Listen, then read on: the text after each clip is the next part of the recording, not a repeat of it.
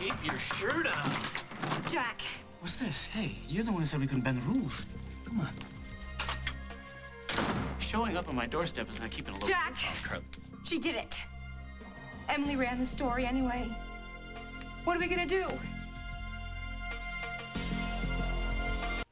Julia's mother and attorneys are gonna feed off that like starving dogs. If the whole issue is don't embarrass Julia, then why did she give an exclusive interview to the biggest gossip monger in town? I have stopped trying to wrap my mind around why Julia does what she does. And what about your good pal Montgomery? I thought he promised he was gonna take care of that. He did. He gave me his word. Then why are our pictures strewn across the front page of his rag? It's Emily, Jack. She would trash the Pope if it gave her a juicy headline. Obviously, she went behind Craig's back and published the story anyway. You can't really believe that. What other explanation is there? If Craig told me he was going to do his best to keep Emily from running the story, then that's exactly what he did. And there's not one doubt in your mind about that. I'm sorry, I'm not following you. Consider the source of the promise, Carly. And then consider the possibility that Craig lied to you about killing the story and then turned around and told Emily to go on with it. That's ridiculous. You think so? Well, I think differently. I think the miserable jerk is enjoying every minute of my pain. And yours.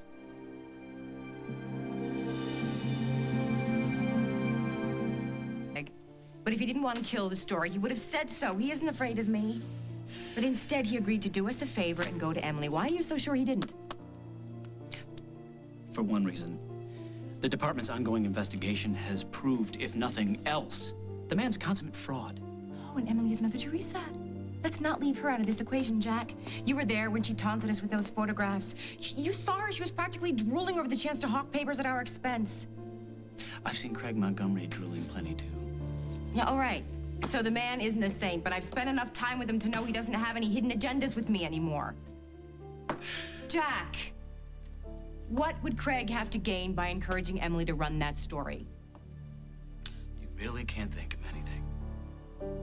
Okay, so the two of you have had your run-ins. But to Craig, that's just the cost of business. It's nothing personal. And it certainly wouldn't antagonize him enough to double-cross me. Okay. I'm going to say what you've been saying to me. Think about it. Then you tell me what Craig has to gain from running this. Nothing. Nothing. How's this for nothing? If Julia doesn't give me the divorce, then Craig has a clear shot at what he wants. Jack, what are you talking about? You, Carly. He wants you.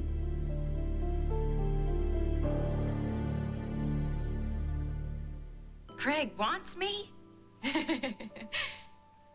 Really, Jack, are you sure you haven't been spending too much time with Julia in that loony bin?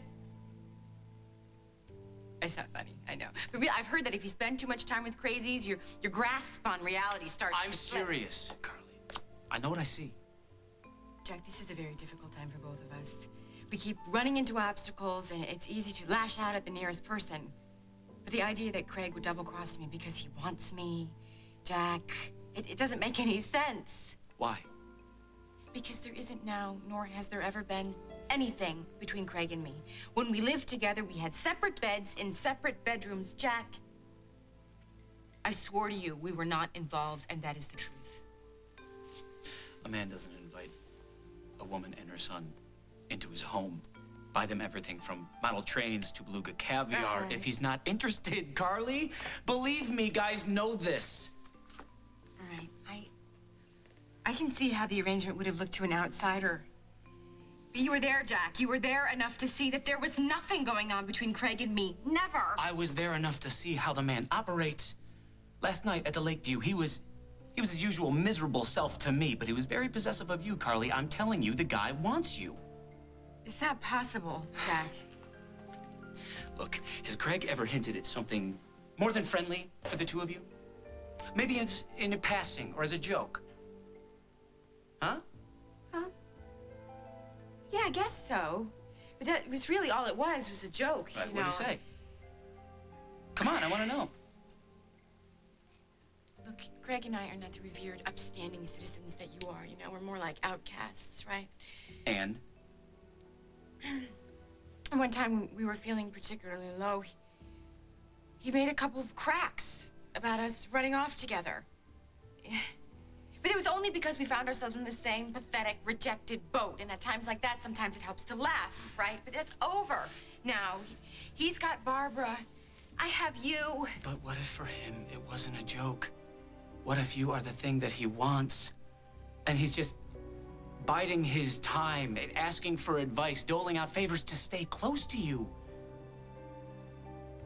And you would think that he would go so far as promising something that he can't deliver? Or doesn't want to?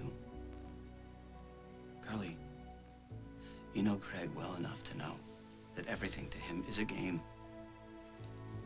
Isn't it possible that this is too? And that maybe, just maybe, you're the grand prize?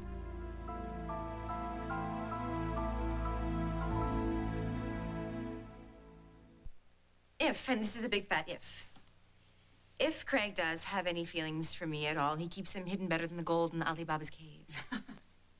I'm not saying the guy's not stupid, Carly. He knows he doesn't have a snowball's chance in hell with you. Yeah, I don't care anymore anyway. Really, I could give a hoot about what Craig really wants.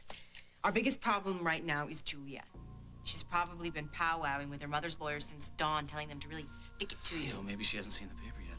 You think? Well, maybe there's a way I can keep her from finding out about it. Well, then go and do it, Jack, quick.